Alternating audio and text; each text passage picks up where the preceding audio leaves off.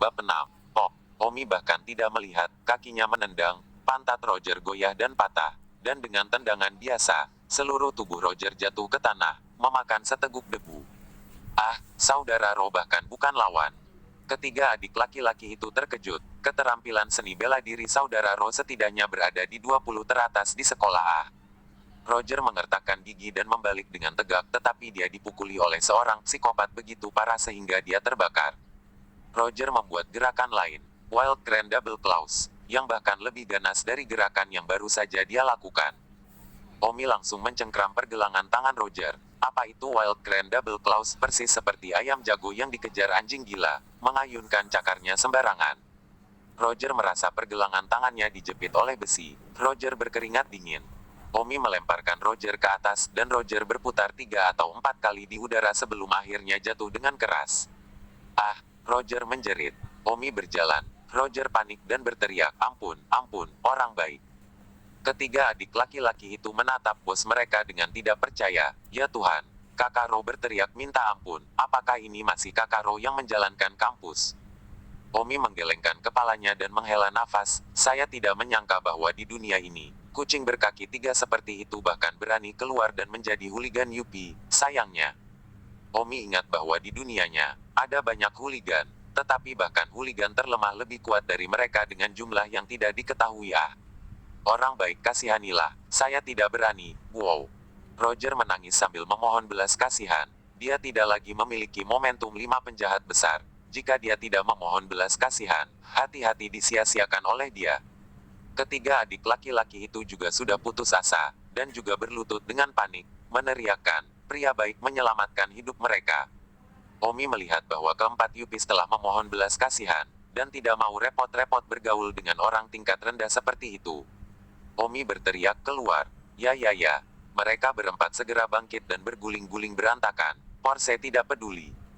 Namun, keempatnya tidak sepenuhnya berguling, dan setelah berlari beberapa puluh meter, mereka bersembunyi di semak-semak. Saudara Ro, orang macam apa psiko ini? Seni bela diri ini terlalu tinggi. Jantung Roger berdebar-debar. Apa-apaan ini? Aku tidak menyangka psikopat ini menjadi ahli yang hebat. Roger menyeka darah dari wajahnya, tangannya masih gemetar. Beberapa anak laki-laki itu juga berdebar-debar, mata mereka menatap ke tempat parkir.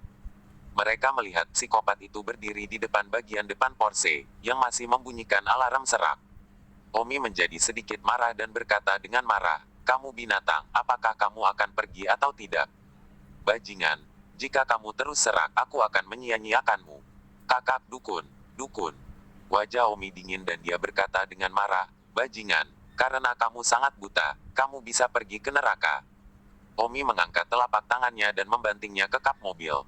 Bang, bagian depan mobil terdorong ke bawah, roda depan langsung remuk dan pecah, sedangkan bagian belakang mobil langsung melengkung ke langit dan terbang setinggi 5 atau 6 meter sebelum menghantam tanah langsung. Sekejap mata, seorang anak muda tergagap, Kakak Ro, Porsemu, dibunuh oleh seorang psikopat. Roger takut konyol, Neropati ini, keterampilan seni bela dirinya terlalu tinggi. Penjaga keamanan mendengar suara itu dan bergegas keluar, sementara Omi sudah menghilang.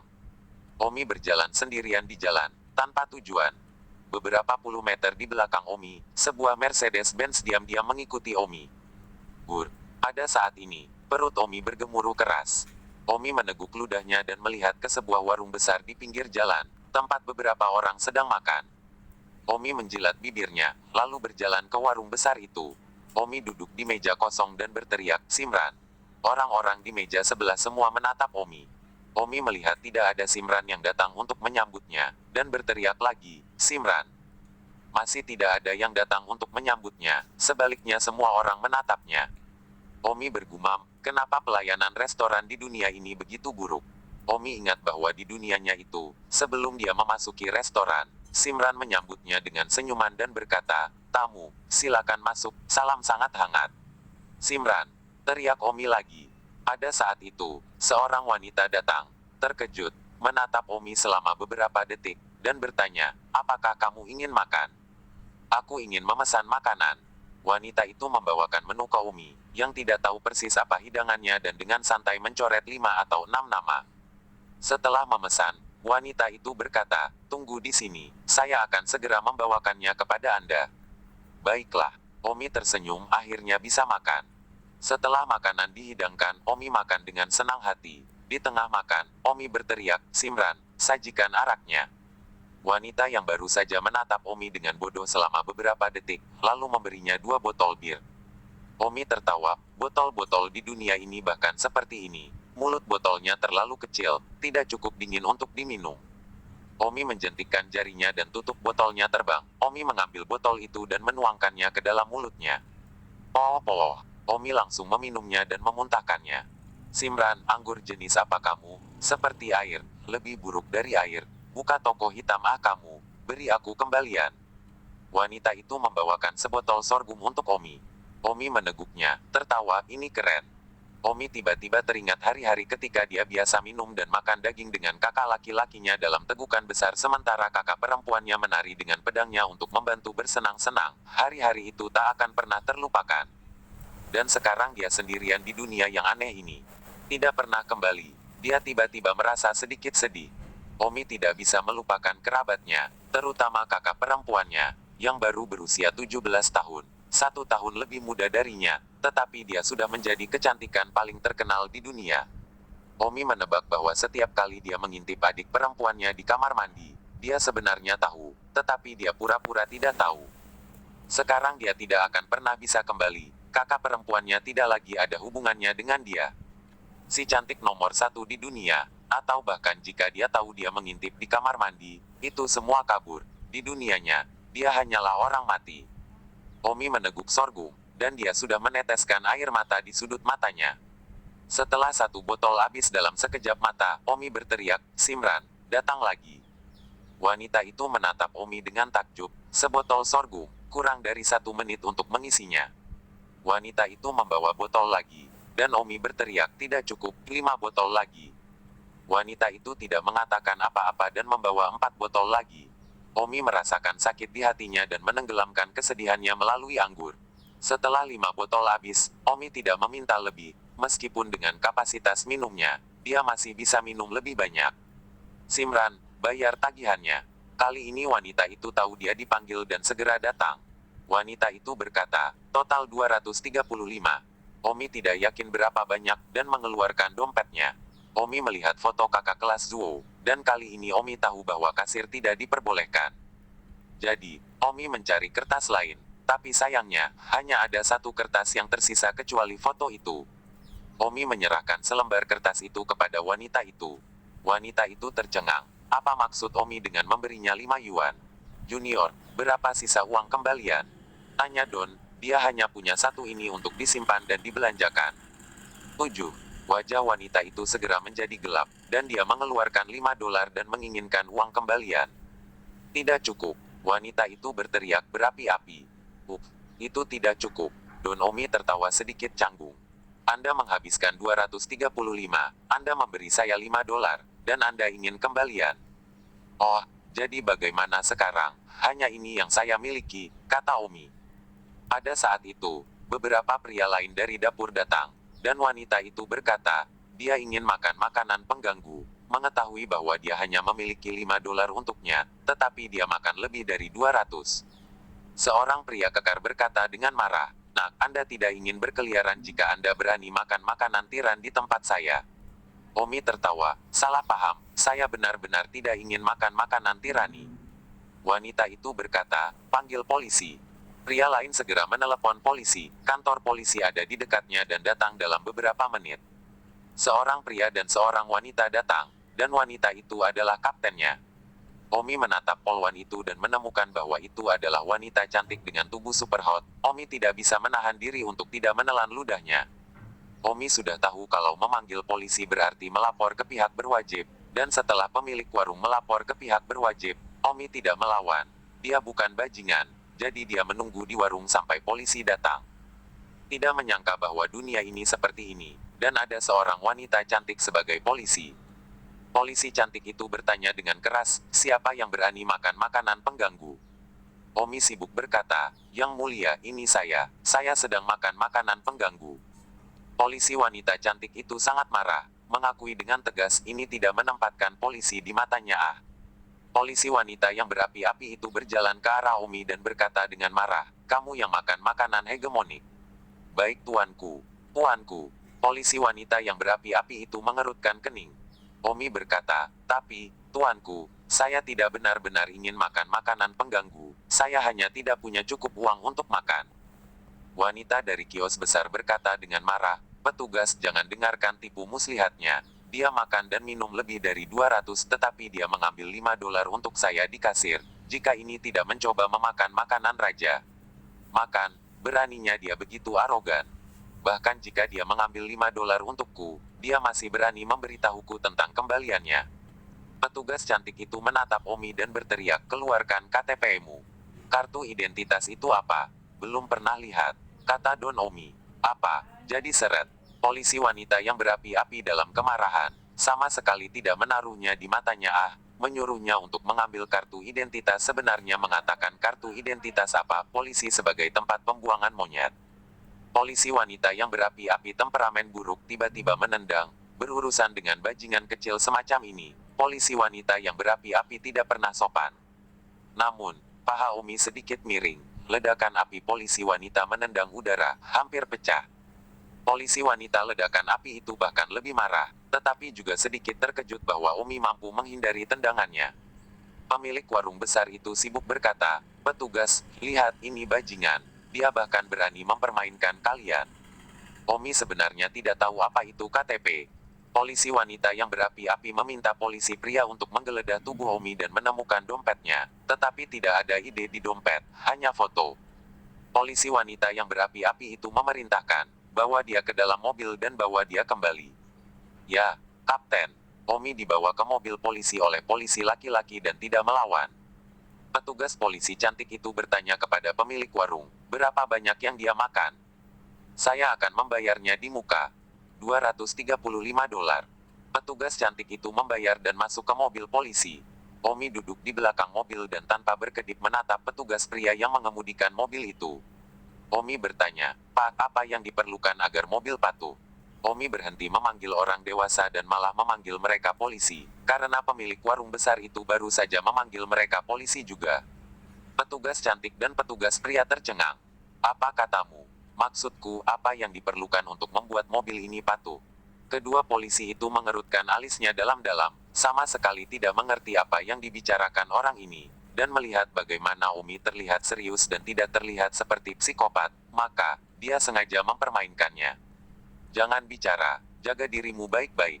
Polisi wanita yang berapi-api itu berteriak. Omi melihat kedua polisi itu tidak menjawabnya, jadi dia harus berhenti.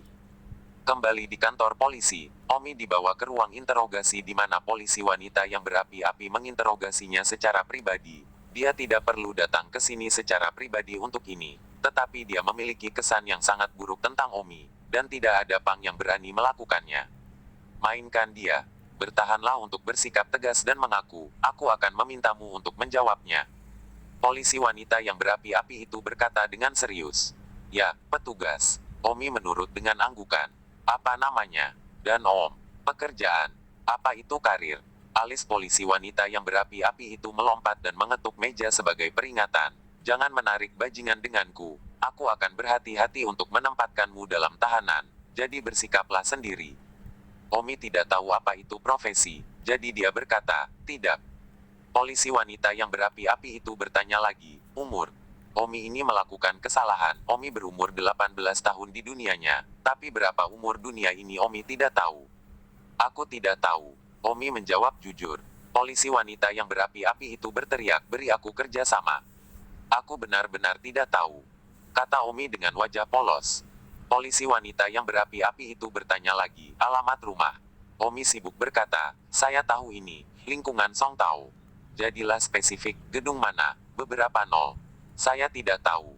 Polisi wanita yang berapi-api itu membanting meja dan berteriak, "Omi, jika kamu tidak bekerja sama, jangan salahkan aku karena tidak sopan.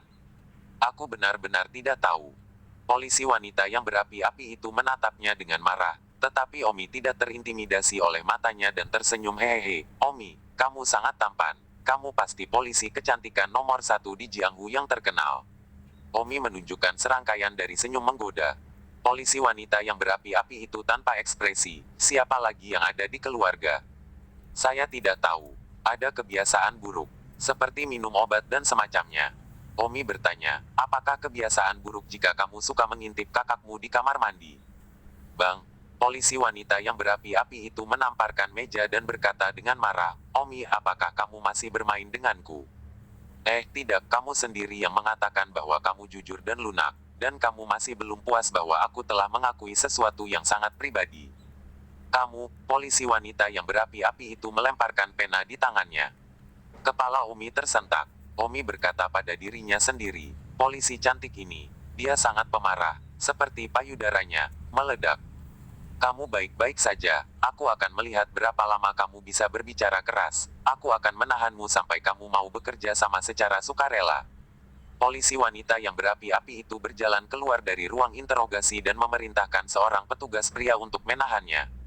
Ya, Omi tidak melawan dan dibawa ke ruang tahanan di kantor polisi. Omi melihat ke jeruji, dan dari situlah dia tahu dia dikurung. Sial, aku harus masuk penjara bahkan jika aku makan makanan tirani. Omi terdiam, tentu saja, tidak mungkin menahannya di ruang tahanan kecil ini. Nak, renungkan baik-baik, tidak baik melawan polisi. Kapanpun kamu mau bekerja sama dengan baik, kamu akan dibebaskan. Kata polisi itu, membanting pintu besi pusat penahanan hingga tertutup. Bab 8. Omi mendengus jijik, ingin memenjarakan Tuan Ben muda. Kalian masih kecil. Omi melompat ke jendela ventilasi di atas ruang tahanan, dan dengan tarikan santai, dia memutar dan membengkokkan beberapa pagar besi yang kokoh. Seluruh tubuh Omi melompat keluar dari pusat penahanan, seperti tokek tangan dan kaki di dinding, sikat beberapa detik, sepanjang dinding luar ke atap gedung, lalu melompat di atap, melompat ke gedung lain 20 meter jauhnya, lalu melompat lagi, dan melompat ke atap gedung besar berikutnya. Jadi melompat beberapa kali, Omi menghilang ke dalam malam, hanyut. Dan saat ini, di kantor polisi, seorang petugas polisi berkata, kami menemukan gadis di foto di dompet anak itu. Gadis itu bernama Samira, putri kota Linjiang, ketua Tousan Beauty Company, Sangguan Salt, yang adalah senior di sekolah menengah Bayun. Polisi wanita yang berapi-api itu bertanya, bisakah kami menghubunginya? Bisa, hubungi dia segera. Oke. Pada saat ini, di sebuah villa dari manor tertentu, Samira baru saja selesai makan dan sedang duduk di gazebo sambil menelepon. Hei, hau-hau, apa yang kamu lakukan? Samira memanggil Edward. Samira, kataku, biarkan aku tenang selama beberapa hari, oke? Pihak lain tidak sabar. Aigo, kenapa kamu masih belum percaya padaku? Apakah aku orang yang begitu jahat sehingga dalam pikiranmu aku hanya orang acak yang berselingkuh dengan pria tampan? Potong. Telepon pihak lain menutup telepon. Samira menghentakkan kakinya dengan marah dan berkata pelan, apa yang kamu berani menutup telepon? Pada saat ini, seorang pria parubaya datang dan bertanya sambil tersenyum, bagaimana perkembangannya? Tidak bagus. Samira menghela napas dan berkata bahwa pria parubaya ini adalah ayah Samira, bernama Sangguan Salt. Saya telah menganiaya Anda.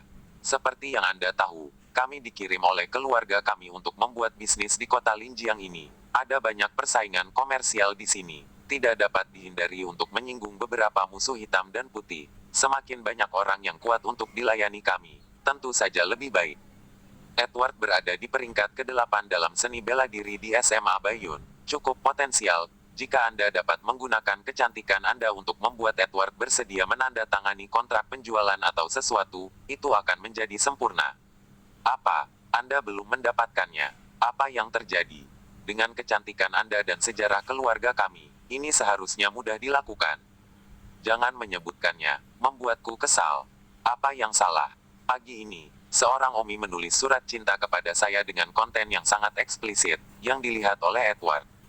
Edward sampai berpikir bahwa saya berselingkuh dengan Omi, dan bagaimanapun saya menjelaskannya, itu sia-sia. Sangguan Salt bertanya, apakah Omi itu sangat kuat dalam seni bela diri? Sekolahmu belum pernah mendengar tentang kejeniusan ini. Tidak bisa bela diri sama sekali, pikir Omi. Dia tampan, apakah aku akan peduli dengan yang lain karena dia tampan? Naif sekali. Samira berkata dengan cemberut di wajahnya, lalu mendengus Edward bajingan itu, telah selalu kalah dengan penampilannya. Sungguh gila, penampilannya yang jelek bukan urusanku, Kupikir Nona Ben benar-benar menyukainya. Kota Linji yang kecil ini tidak punya pria yang disukai wanita ini. Sangguan Saud berkata, apakah Anda ingin saya menemukan seseorang untuk memperbaiki Omi itu? Betapa tidak tahu berterima kasihnya itu. Seekor katak ingin makan daging angsa, dan tidak melihat pada level berapa dia. Samira berkata, lupakan saja, itu sudah terjadi, apa gunanya memperbaikinya, pengumpan kelas bawah. Itu bukan masalah besar, salahnya dia memang terlihat agak tampan, Edward juga. Kecemburuan yang membuatnya begitu. Baiklah, aku akan mandi. Jangan khawatir, aku akan memikat Edward dan kemudian membuatnya menandatangani kontrak penjualan dengan perusahaan kita. Haha, ayah percaya padamu. Samira baru saja berjalan ke kamarnya ketika teleponnya berdering. Halo, Samira mengambilnya. Halo, ini Kapten Detektif dari kantor polisi utama. Saya telah menangkap seorang tersangka di sini. Kami menemukan foto Anda di dompetnya. Dapatkah saya memiliki beberapa menit waktu Anda untuk membantu kami dalam penyelidikan kami? Dia punya fotoku di dompetnya. Siapa namanya? Apakah Anda mengenal pria ini, Don Omi? Apa? Omi itu sebenarnya dia. Samira terkejut. Kamu kenal dia? Samira mendengus, kenal dia. Dia siswa dari sekolah menengah Bayun, di kelas 3 senior 5. Dia baru saja menulis surat cinta untukku di pagi hari, tapi aku menolaknya dengan kejam. Ketika Kapten mendengar Samira mengatakan itu, dia tiba-tiba teringat bahwa pemilik kios mengatakan bahwa Umi minum 6 botol anggur putih dan bahwa Umi menangis saat dia minum. Dia tiba-tiba menyadari, tidak heran. Apa yang sulit untuk disalahkan? Samira sibuk bertanya. Baru saja kami menangkapnya di sebuah warung besar. Dia memesan meja makan sendiri dan minum 6 botol anggur putih. Pemiliknya mengatakan bahwa ketika dia minum, dia masih berlinang air mata. Jadi dia ditolak karena mengaku Anda dan menenggelamkan kesedihannya melalui alkohol. Samira tertegun dan berkata dalam hatinya, tidak mungkin, Omi ditolak olehku, tetapi dia merasa sangat buruk sehingga dia minum 6 botol anggur putih dan menangis sambil minum. Baiklah, sekarang setelah identitasnya dikonfirmasi, tidak apa-apa, maaf mengganggumu. Oh, tidak apa-apa. Menutup telepon, Samira bersenandung.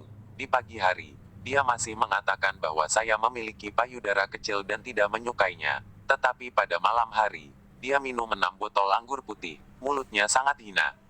Samira tidak tergerak sedikit pun oleh perilaku Omi, melainkan merasa bahwa Omi adalah seorang idiot dan tukang sampah. Samira menghela nafas, sayangnya, tidak ada orang yang sempurna. Jika dia bisa begitu tergila-gila denganku, alangkah baiknya sayang. Seorang pemuda melintas di benak Samira, seorang pemuda yang sangat berbakat dalam seni bela diri. Setiap gadis muda memiliki kekasih impian yang sempurna di dalam hatinya, dan Samira tidak terkecuali. Di kantor polisi, Kapten Su berkata, bahwa Umi keluar, identitasnya telah ditetapkan, orang ini ditolak pengakuan hari ini. Sebelum dia kabur untuk minum 6 botol anggur putih dan makan makanan tirani, itu tidak cukup untuk ditahan. Ajari dia dan biarkan dia pergi. Ya, namun, semenit kemudian, petugas polisi itu berlari kembali dan berkata, Tim Su, orang itu tidak ada di ruang tahanan. Apa? Tidak di ruang tahanan. Polisi wanita yang berapi-api itu berlari ke ruang tahanan tempat Omi ditahan. Dan itu benar-benar tidak ada. Tiang besi dipelintir secara paksa dan ditekuk pada jendela besi kecil berventilasi di bagian atas ruang tahanan. Seorang petugas polisi berkata, Tim Su, kekuatan anak ini terlalu banyak. Polisi wanita yang berapi-api itu memandangi pilar besi yang bengkok dan juga terkejut. Sepertinya bocah ini juga telah berlatih. Tidak heran dia bisa menghindari tendangannya selama kios besar. Saya awalnya ingin mendidiknya dan kemudian membebaskannya, tetapi dia bahkan tidak menempatkan Biro Keamanan Publik di matanya seperti itu. Jadi jangan salahkan saya karena bersikap kasar. Tim Su, apa yang kamu inginkan? Bab 9. Saya ingin menangkapnya. Anak ini sangat melanggar hukum. Jika kita mengabaikannya, lalu di mana otoritas polisi kita? Di dunia ini, tidak peduli seberapa bagus keterampilan seni bela diri, mereka tidak pernah berani memprovokasi otoritas secara terbuka. Keamanan publik kita, belum lagi distrik ini adalah siswa sekolah menengah yang telah belajar sedikit keterampilan seni bela diri yang samar, dan dia tidak berani memperhitungkan polisi. Polisi wanita yang berapi-api itu berkata sambil menggigit. Omi sedang berjalan di jalan ketika sebuah bus kebetulan berhenti di halte. Omi mendongak dan melihat bagian depan bus bertuliskan, Bus No. 8. Jingyanggung Tu Songtao District. Hah, ke lingkungan Songtao. Omi punya ide cerdas dan melihat banyak orang masuk ke mobil. Omi sibuk berlari dan bertanya kepada yang mengemudi pergi ke lingkungan Songtao. Tidak bisakah kamu melihat ini adalah shift terakhir, apakah kamu ingin melanjutkan? Ya, ya. Omi bergegas masuk ke dalam mobil. Pengemudi melihat dia tidak memasukkan koin dan berkata, "Hei, $1. Taruh di tab dulu ya," kata Don Omi. Sopir itu mencibir sejenak, dan penumpang lain semua melemparkan pandangan menghina. Pengemudi itu ingin mengusirnya, tetapi memikirkannya lebih baik, tidak repot-repot menyinggung bajingan seperti itu. Dompet Omi masih ada di tangan polwan seksi itu, di mana uangnya untuk memasukkan koin. 40 menit kemudian, Omi turun dari mobil dan langsung melihat sebuah gerbang dengan tulisan, Distrik Songtao, di pintunya. Ya Tuhan, akhirnya aku menemukan rumah. Dalam hati Omi sangat senang, karena Omi sama sekali tidak mengetahui dunia ini, dan di dalam hatinya, Distrik Songtao adalah pelabuhannya. Namun, Distrik Songtao begitu besar dan memiliki begitu banyak orang, di mana rumahnya. Saat itu, seorang lelaki tua datang dengan sekantong beras. "Omi, kenapa kamu kembali begitu terlambat?" Omi menatap lelaki tua itu dengan bingung. Orang tua itu menyerahkan sekantong beras kepada Omi dan berkata, "Jangan hanya berdiri di sana, bantu saya membawa beras itu." "Oh," Omi membawa karung beras dan mengikuti lelaki tua itu, berkata dalam hatinya, "Orang tua ini bukan keluargaku, kan?" "Kakek, ayah." Orang tua itu berjalan di depan, memasuki lift dan akhirnya berhenti di lantai 17. "Ini dia, terima kasih." Pria tua itu berkata dengan penuh terima kasih. Omi tercengang. "Ah, kamu bukan salah satu dari keluargaku, ya?" Orang tua itu bingung. "Omi, omong kosong apa yang kamu bicarakan, aku tetangga sebelahmu." "Oh, tetangga sebelah, aku pulang dulu. Terima kasih atas kerja kerasmu, apakah kamu mau secangkir teh?" Pria tua itu bertanya. "Tidak terima kasih." Omi berjalan keluar dari rumah lelaki tua itu dan melihat ke pintu seberang. Karena dia tetangga, pintu seberang pasti rumahnya. Omi mengeluarkan kunci dan memutarnya beberapa kali, dan itu membuka pintu keamanan. Ketika dia membuka pintu keamanan dan melihat rumah di dalamnya, Omi sangat bersemangat. Bukan perjalanan pulang yang mudah. Rumah itu gelap dan tidak ada lampu yang menyala. Omi mencoba memanggil ayah, ibu, anakku kembali. Tidak ada yang menjawab. Aneh, tidak ada orang di sini. Omi menggaruk kepalanya. Omi menutup pintu rumahnya dan berdiri di ambang jendela ruang tamu, memandang keluar gedung tinggi dan meratap. Rumah-rumah di dunia ini benar-benar lebih maju jika ditumpuk seperti kotak. Tepat pada saat ini, suara kunci yang membuka pintu datang dari luar. Omi terkejut. Apakah keluargaku akan kembali? Don menepuk dadanya, sedikit gugup. Pintu terbuka dan seorang pria dan seorang wanita masuk. Laki-laki itu berkata, "Pecundang itu, dia masih belum kembali selarut ini." Wanita itu berkata, "Apapun yang dia lakukan, dia lebih baik mati di luar dan tidak pernah kembali. Hanya apa yang saya inginkan, dalam hal ini rumah menjadi milik kita juga." Pria itu terkekeh. Pada saat itu, perempuan itu menyalakan lampu di ruang tamu, dan tiba-tiba melihat Omi berdiri di ruang tamu, mengawasi mereka seperti hantu.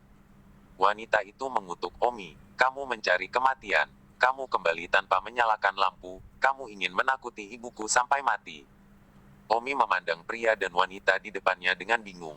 Pria itu berusia sekitar 35 tahun dan wanita itu berusia sekitar 30 tahun. Dan wanita itu juga penuh dengan napas licik dan tidak berpenampilan buruk. Omi berani menyimpulkan bahwa laki-laki dan perempuan itu sama sekali bukan orang tuanya. Siapa mereka? Laki-laki itu berteriak pada Omi, "Tunggu apa lagi? Jangan masak makan malam dulu." Melihat ketidakpedulian Omi, dia berkata dengan marah, "Yoho, kamu masih tidak mendengarkan? Untuk memasak." "Dengar." Omi tidak mengatakan apa-apa dan menatap kosong pada pria itu. Ketika pria itu melihat bahwa Omi masih acuh tak acuh, dia menamparkan wajah Omi. Alis Omi berkerut, berani memukulnya dan meraih tangannya dalam sekejap. Bang! Omi berputar, dan tubuh pria itu berputar beberapa kali dan jatuh ke meja kopi, menghancurkannya. Wanita lain terkejut dan menatap Omi dengan tidak percaya, lalu berlutut dan berkata dengan ketakutan, "Tuan muda menyelamatkan hidup Anda, Tuan muda menyelamatkan hidup Anda." Pria itu bereaksi dan juga memohon belas kasihan, "Tuan muda mengampuni hidup Anda, itu semua karena saya bingung." Omi memandang pria dan wanita itu. Tubuh mereka gemetar saat mereka berlutut di hadapannya dan memohon belas kasihan. Omi bingung, lagi pula, statusku apa? Kedua orang ini tiba-tiba sangat galak, dan tiba-tiba mereka memanggilku tuan muda dan menyelamatkan hidupku. Wanita itu bertanya dengan suara kecil, "Tuan muda, apakah Anda tidak memiliki bakat untuk berlatih kungfu?" Omi berkata, "Aku bisa menghancurkanmu dengan satu jari, dan kamu bilang aku tidak punya bakat. Katakan, siapa kalian berdua?" Hah, mereka berdua tercengang. "Tuan muda, ada apa denganmu? Apakah kamu tidak mengenal kami?" Omi berkata, "Saya mengalami kecelakaan dalam latihan hari ini. Saya sangat bingung sekarang, saya bahkan tidak dapat mengingat siapa saya." Ah, mereka berdua terkejut. "Jangan cepat bicara, siapa aku dan siapa kamu?" Perintah Omi lantang. Tak peduli apa yang akan mereka curigai sekarang. Wanita itu berkata dengan setengah hati, "Tuan muda, nama saya Jin, namanya John, kami berdua adalah pelayan Anda." "Kalian berdua pelayanku?" "Ya, Tuan muda, Anda benar-benar tidak ingat. Jika kamu adalah pelayanku, lalu mengapa kamu begitu sombong? Apalagi bajingan ini yang berani memukulku." Omi menunjuk pria bernama John. John dengan gugup menundukkan kepalanya. "Kami." Wanita bernama Jin juga gugup dan tidak tahu harus berkata apa. Omi berkata, "Baiklah, kita akan menangani masalah ini nanti. Cepat katakan, siapa aku?" John berkata, "Tuan muda, nama Anda Omi, Anda awalnya adalah tuan muda dari cucu keluarga Tang. Karena Anda tidak memiliki bakat untuk berlatih seni bela diri, Anda diganggu oleh keluarga.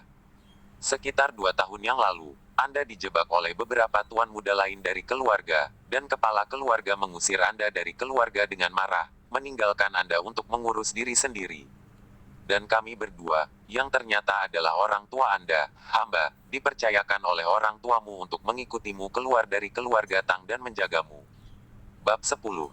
Tiba-tiba terpikir oleh Omi bahwa Omi dunia ini bukan dari keluarga biasa, tuan muda keluarga Tang seperti apa, tapi sayangnya dia diusir dari keluarga, dan dia tidak tahu apa yang dilakukan Omi yang asli. Buruk bahwa dia akan diusir dari keluarga. Omi bertanya, "Apa tingkat keberadaan keluarga Tang?" Cincin kecil itu berkata, "Saya tidak tahu tingkat keberadaan apa, tetapi bagaimanapun, keluarga Tang memiliki beberapa kelompok besar, dan bisnis keluarga Tang terlibat dalam berbagai bisnis, apa dengan e-commerce, obat-obatan, manufaktur, dan seterusnya. Singkatnya, keluarga Tang sangat kaya." Omi bertanya lagi, "Hal serius apa yang telah saya lakukan yang akan membuat saya keluar dari keluarga?" Bahwa John berkata, Karena Anda mengintip tunangan sepupu Anda di kamar mandi." "Apa?" Alis Omi berkerut, "Kenapa dia mengintip bak mandi lagi?" "Nima, itu karena dia mengintip pemandian adik perempuannya sehingga jiwanya terlahir kembali ke dunia ini. Aku tidak menyangka Omi dunia ini juga mengintip pemandian orang lain dan diusir dari keluarga." Omi benar-benar tidak bisa berkata-kata. Omi bilang, "Cuma mengintip mandi aja, nggak kayak diusir dari keluarga, kan?" Jin berkata, "Tuan muda, Anda adalah pecundang di keluarga Tang yang tidak bisa melakukan seni bela diri. Sementara sepupu Anda, seorang jenius yang sangat menjanjikan di keluarga Tang, juga seorang ahli seni bela diri yang kurang dikenal. Mandi tunangan, itu adalah keajaiban bahwa Anda masih hidup. Pada waktu itu, jika bukan karena ibumu berjuang sampai mati untuk melindungi Anda akan dibunuh hidup-hidup oleh sepupu Anda." John berkata, "Ya, Tuan muda, Anda tidak memiliki status dalam keluarga Tang. Anda dikalahkan dan bernafsu, dan Anda berani mengintip pemandian tunangan seseorang. Jadi siapa yang akan Anda bunuh jika tidak? Apalagi tunangan sepupu Anda juga wanita yang kuat, dari keluarga yang tidak lebih lemah dari keluarga Tang. Bahkan jika sepupumu tidak membunuhmu, dia akan tetap membunuhmu. Tidak ada yang berani mengatakan apapun tentang Grandmaster keluarga Tang atau apapun, siapa akan membela pecundang? Kemudian, ibumu berjuang sampai mati untuk melindungi Anda sebelum Anda mengambil kehidupan dan kemudian mengusir Anda dari keluarga. Anda bukan lagi anggota keluarga Tang sejak saat itu. Anda tidak ada hubungannya dengan keluarga Tang."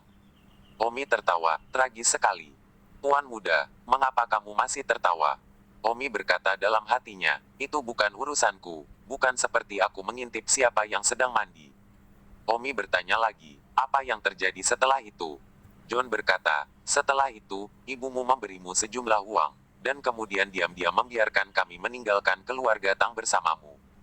Karena kami takut sepupumu tidak akan lega dan akan menemukanmu lagi dan melakukan sesuatu padamu. Jadi kami melarikan diri jauh dan datang ke kota Linjiang ini dan tinggal di sini. Dan sudah hampir 2 tahun sekarang.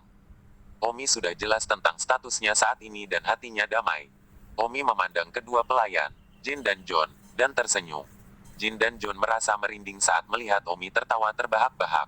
Omi tiba-tiba bertanya, ketika saya diusir dari keluarga, berapa banyak uang yang diberikan ibu saya? Ah, kedua pelayan itu panik. Omi menebak ketika melihat reaksi Jin dan John. 9 dari 10 uang yang diberikan ibunya telah dihabiskan oleh dua pelayan ini. Katakan, berapa? Kurang, Tuan Muda, itu tidak banyak, hanya di bawah 3 juta. Kata John. Omi tidak mengerti apa itu konsep 3 juta. Sekarang di mana uang itu? Tanya Omi. Omi tahu betul betapa pentingnya uang di dunia ini karena makan Tuan. Pendukung laki-laki John tergagap. Sao, Tuan Muda, kami menggunakan 3 juta itu untuk membeli rumah di sini. Menggunakan nama Anda. Jika Anda tidak percaya, Anda pergi untuk melihat sertifikat real estate. Rumah apa yang mahal, butuh 3 juta. John berkata, kami menghabiskan 2 juta untuk rumah dan beberapa ratus ribu lagi untuk renovasi, dan itu tidak banyak yang tersisa. Benarkah? Jadi berapa yang tersisa? 30 ribu. Beri aku sisa uangnya, perintah Omi. Ya, aku akan mengambilnya besok dan memberikannya padamu. Kata John. Omi menganggukkan kepalanya, meskipun dia tidak begitu mengerti artinya. John sedikit terkejut karena Omi tidak memintanya mengeluarkan kartu banknya. Lagi pula Omi belum mengerti dunia ini. Dari mana dia tahu tentang kartu bank ini? Baiklah, aku akan mandi. Layani aku dengan cepat. Jin membawa Omi ke kamar mandi dan mengatur air panas untuk Omi sebelum keluar. Tuan Muda, pakaiannya ada di pintu. Kata Jin. Ya, mengerti. Sementara Omi sedang menikmati mandinya, Jin dan John datang ke balkon dan berbisik. John, Tuan Muda tampaknya tidak normal. Kata Jin. Ya, dia bahkan tidak meminta kartu bank. Aku menyuruhnya untuk mengambilnya besok dan memberikannya padanya, dan dia benar-benar mengangguk. Jin menambahkan, sampah ini, dia dulunya sampah yang tidak bisa bela diri sama sekali. Sekarang kenapa dia tiba-tiba jadi jago bela diri? Persetan tahu, apakah kamu benar-benar akan memberikan uang itu kepadanya besok? John mendengus, si idiot itu hanya mengeluarkan uang untuknya. Besok pagi, kita akan mengambil sisa uangnya dan pergi. Sekarang bajingan ini begitu kuat, rumah ini sepertinya tidak terduga, jika kita tidak melakukannya. Pergi, kita bahkan tidak akan bisa menggunakan sisa uang di kartu. Jin bertanya, berapa banyak uang yang tersisa di kartu itu? Apakah benar-benar hanya 30 ribu? Hei, membodohi si idiot itu. Tapi memang benar itu tidak banyak, hanya ada 100 ribu yang tersisa. Kecil sekali. Nyonya asli memberikan kartu bank Tuan Muda, 5 juta auto. Setelah kami membeli rumah ini, setidaknya 2,5 juta tersisa. Ini hanya 2 tahun, hanya 100 ribu yang tersisa. Ucap Jin penuh pertanyaan. John dengan tidak sabar berkata, ayo, itu tidak seperti Anda tidak tahu bagaimana kami menghabiskan uang dalam 2 tahun terakhir. Kami tidak memiliki pekerjaan, dan kami akan menghabiskan semua gunung emas dan perak. Oke, jadi besok kita benar-benar tidak peduli dengan pecundang itu dan pergi begitu saja. Atau apa, benar-benar bekerja untuknya sebagai pembantu. Sebelumnya, itu hanya untuk uang.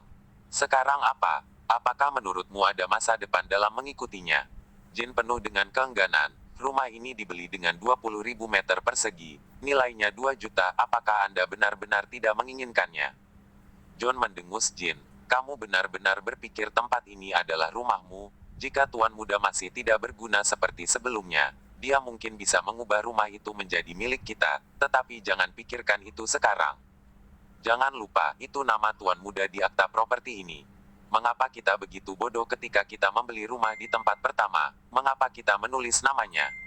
Kami baru saja meninggalkan Don saat itu. Bagaimana mungkin kami memiliki nyali untuk melakukan itu? Tapi saya tidak menyangka bahwa 2 tahun setelah pergantian peristiwa ini, tidak ada seorang pun dari keluarga Tang yang datang untuk mencarinya. Tampaknya keluarga Tang benar-benar mengusirnya dari keluarga. Seandainya kami tahu itu, kami tidak akan sopan ketika kami membeli rumah itu sejak awal. Pada saat ini, di kamar mandi, Omi basah kuyup dengan air panas. Sudut mulutnya sedikit terangkat, bersenandung. Kedua penjahat ini benar-benar mempermainkanku. Bisikan kedua pelayan di balkon sudah terdengar oleh Omi. Dengan keterampilan seni bela diri Omi, pada jarak ini, bahkan nyamuk berdengung akan dapat mendengarnya.